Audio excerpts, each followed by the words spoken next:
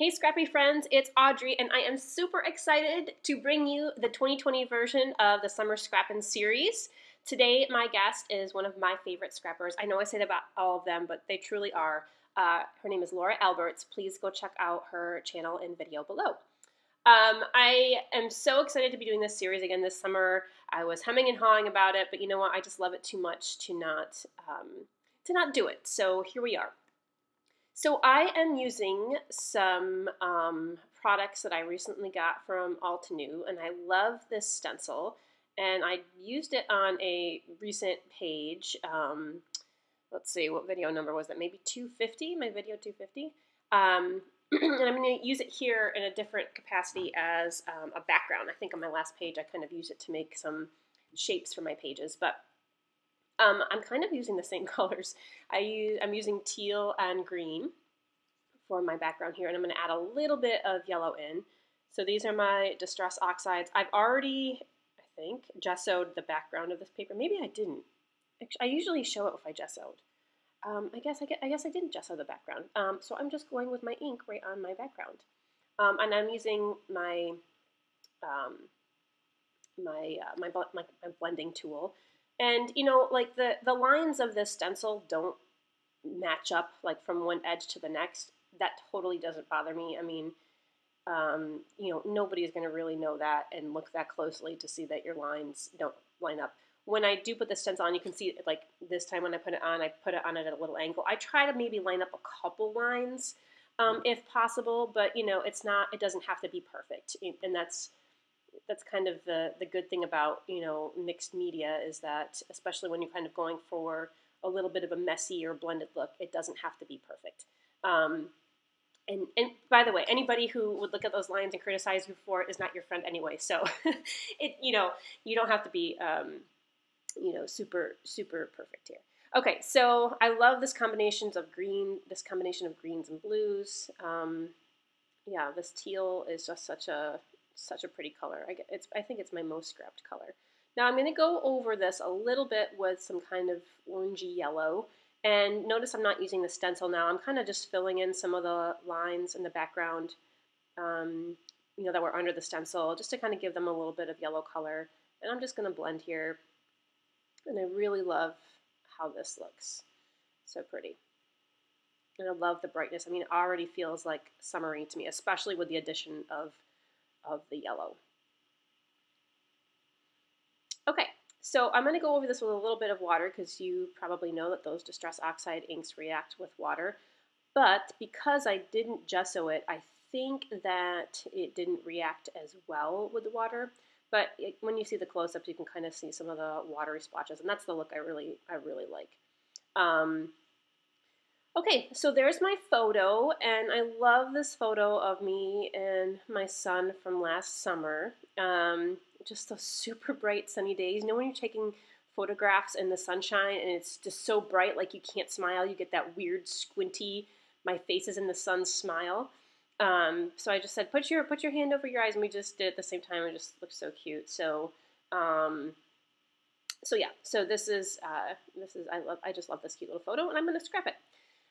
So I was going to kind of pick up on the colors in my background and punch some circles with the green and blue and kind of that orangey yellow. So I picked out some pattern papers, but I wasn't loving the circles. So instead, I picked a sheet of, this is a mixed media lightweight sheet from iCraft, which is owned by ThermoWeb. I was on their design team a couple years ago, for a couple years, and I still have a whole pack of these because I love them so much. It's kind of like a tissue paper, but it's a little bit more like a fabric, so it's kind of like a very thin interfacing if you're familiar with sewing. But I love it, kind of gives that vellum look where it's, you know, it kind of blends out the background a little bit, so it's a little bit transparent, but I think what it does is it kind of removes the busyness of the background and allows whatever you put on top of it to kind of stand out a little bit more. So that's what I'm doing here with the photo. I picked out this Simple Stories die cut pack. I can't remember. Oh wait, it says right there, Summer Days. It's on the package on the left. So this is the Summer Days. I don't know, maybe this is last summer or 2 summers ago. But I'm just going to pick out some cute elements, and I'm going to challenge myself to use a couple 3x4 cards on here. But I love this, this title of the word summer. So I'm going to fussy cut that out from my 3x4 card there. And then just to add some fun texture and to the background and a little bit of interest, I'm going to take these enamel dot sheets, which there are a ton of enamel dots on these Altenew sheets, and I love them, and the different shades of green. And I'm just going to kind of start scattering some enamel dots around. So my approach to this is, and it's kind of hard to tell, is I'm trying to put the green dots on the more green areas of the inked background. So that's what I'm trying to do. But, you know, I kind of go over some of the teal ones as well. And I thought I'd put a couple dots underneath the interfacing sheets, but you can't really see them that well. So I don't even bother because it's a waste of dots because you don't even really see them. And then so I'm going to go back with the teal and kind of put the different shades of teal on the different colored teal backgrounds. And I think I just stick with the blue and the green dots for now.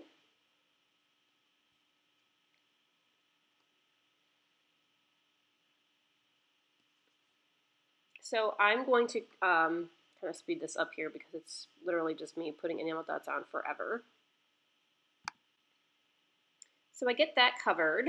So there we go. And just a few more there. I really like how that looks. And now I'm just going to go through and start gluing some things down. And I'll go back and add some more embellies along the way. So I distressed the edge of my photo. And I'm trying to kind of balance out the rainbow color. So I have the rainbow in my title, Summer. I have my rainbow tab above my photo, and I have the rainbow heart to the right on the journaling card. And this is just like really easy. I mean, I don't use really any pattern paper here except for the mat behind my photo and then the 3x4 card. So I'm using mostly just the embellishments. So I've added some stickers and some sunglasses. I'll add a couple more enamel dots here. I really like how this looks because, you know, I don't want to overwhelm it because I already have a busy background going on. I have, you know, the stencil, the blended inks, the enamel dots. So I don't want to do too much on top to take away from that. So I do this all the time. I get the whole page laid out. I haven't really put anything down. And I know I want to stitch. So I'm going to secure these just with a tiny bit of tape here. And I'm going to go to my sewing machine and stitch over those as soon as I trim off the bottom here. And I've just gone through with some teal thread and I stitched a whole bunch of lines back and forth. And I'm pulling my top thread to the back of the page so it's not sticking out on top. And you'll notice I didn't even bother doing the middle section because I know that's where my photo and my 3x4 card are going to go.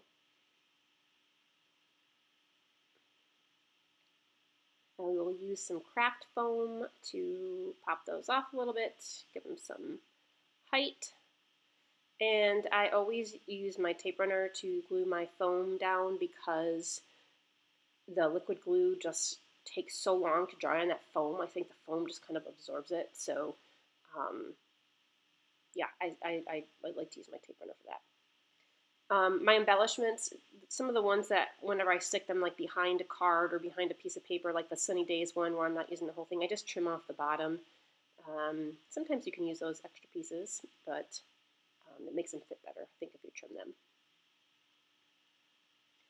I'll tuck some flowers in. I put the flowers in to kind of balance with the colors a little bit. And you notice I don't put the entire, like I just put a tiny bit of the flower sticking out. Again, just to add a little bit of detail. I'm using some scraps of my other, like these circles here. I've used all the circles on this foam adhesive, but I'm using the scrap of it to hold down some of the bigger items.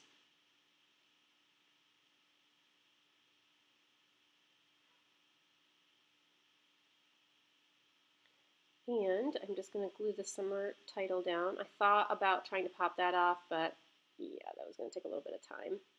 So I will just use my liquid glue here.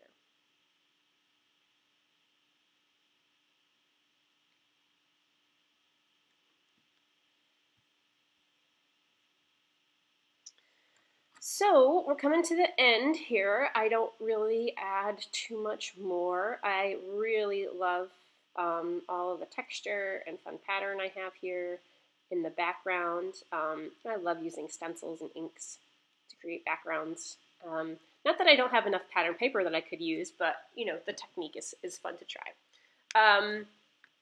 So what else do I do? Anything else? I'm going to pop that off. So of course I add my journaling. I put my date on my date tab. And I think that's about it.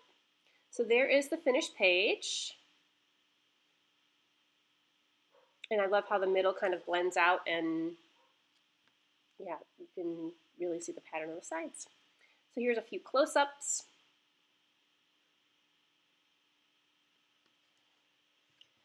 Okay, so thank you so much for joining me for my day 1 of Summer Scrapping series. I will be doing 14 days, a week in July and a week in August. Be sure to go check out Laura Alberts and her video today, and I will see you tomorrow for day 2. Thanks so much for watching, and stay scrappy, friends.